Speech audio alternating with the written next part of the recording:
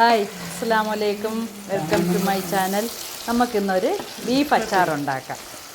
അതിനായി ഞാനൊരു 2 kilo beef ചെറിയ പീസുകളാക്കി, നമ്മൾ കറിക്ക് കട്ട് ചെയ്യണത് പോലെയല്ല, കുറച്ചുകൂടെ ചെറുതായിട്ട് കട്ട് ചെയ്ത് വൃത്തിയാക്കി എടുത്തു വെച്ചിട്ടുണ്ട്. അതിലോട്ട് ഒരു 2 ടീസ്പൂൺ മുളക് പൊടി,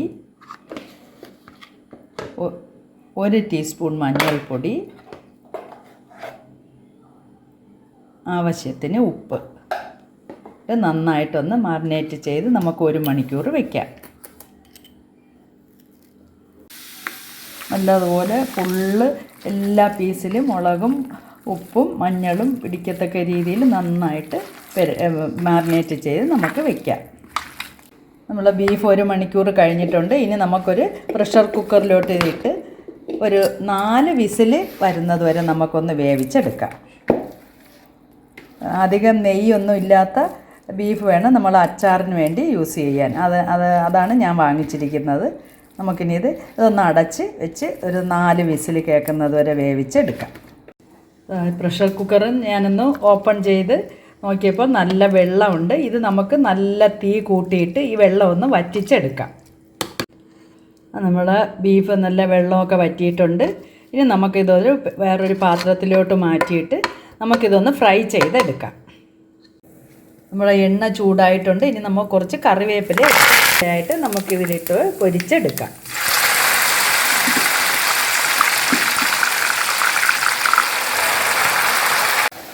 ബീഫ് ഒരു പ്രാവശ്യം നമ്മൾ തിരിച്ചിട്ടിട്ടുണ്ട്.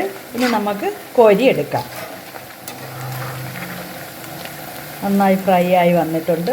ഒരുപാട് അങ്ങ് ഫ്രൈ ആക്കരുത്.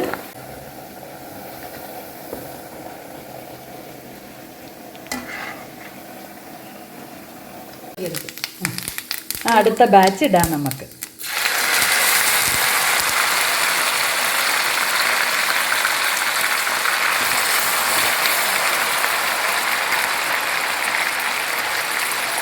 നമ്മൾ ഫ്രൈ എല്ലാം കോരിയെടുത്തിട്ടുണ്ട്. അതിൽ നമ്മൾ ഉപയോഗിച്ചിരുന്ന ആ എണ്ണ നന്നായിട്ടൊന്ന് അരിച്ചെടുത്തതാണ്. ഇനി കുറച്ച് എണ്ണ കൂടി നമുക്ക് വേണ്ടി വരും. അതും കൂടി കുറച്ചുകൂടി നമുക്ക് ഒഴിക്കാം. എന്നിട്ട് ഒരു 1/4 ടീസ്പൂൺ കടുകിടാം.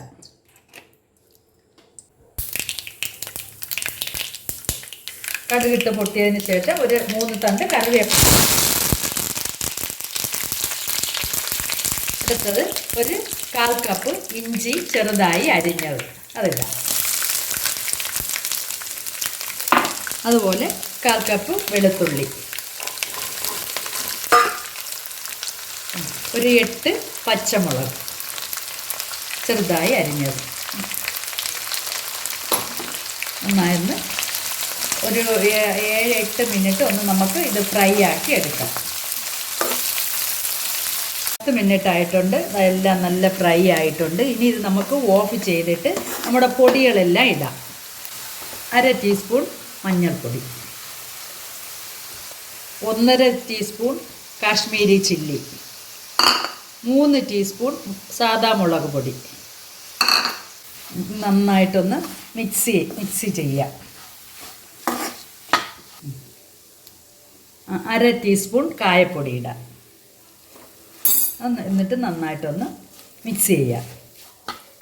ഇനി ആവശ്യത്തിന്, അതായത് ഒരു 1/2 ടീസ്പൂൺ ഉപ്പ് ഇടാം. ഇട്ട് ഒന്നുകൂടി മിക്സ് ചെയ്യാം.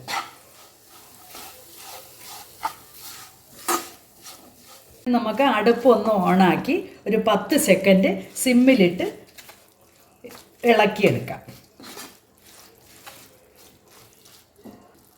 ഇനി നമുക്ക് ബീഫ് ഇതിലോട്ട് ഇടാം.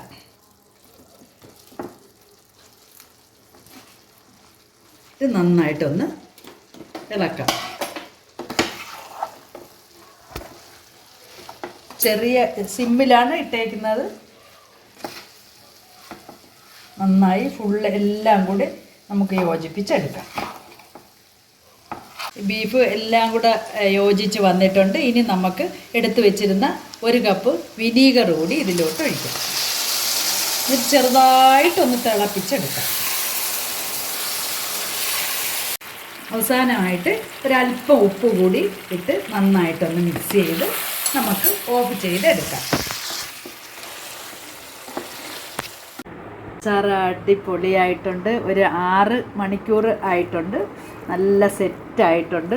നിങ്ങൾക്ക് ഇത് ഇഷ്ടപ്പെട്ടെങ്കിൽ നിങ്ങൾ വീട്ടിലെല്ലാവരും ഒന്ന് ചെയ്ത് നോക്കണം കേട്ടോ. എന്നിട്ട് സബ്സ്ക്രൈബ് ചെയ്യാത്തവരൊന്ന് സബ്സ്ക്രൈബ് ചെയ്യണേ. ചെയ്തിട്ട് ഒന്ന് ലൈക്കും ഒരു ഷെയറും ചെയ്ത് സപ്പോർട്ട് ചെയ്യണം. ഓക്കേ.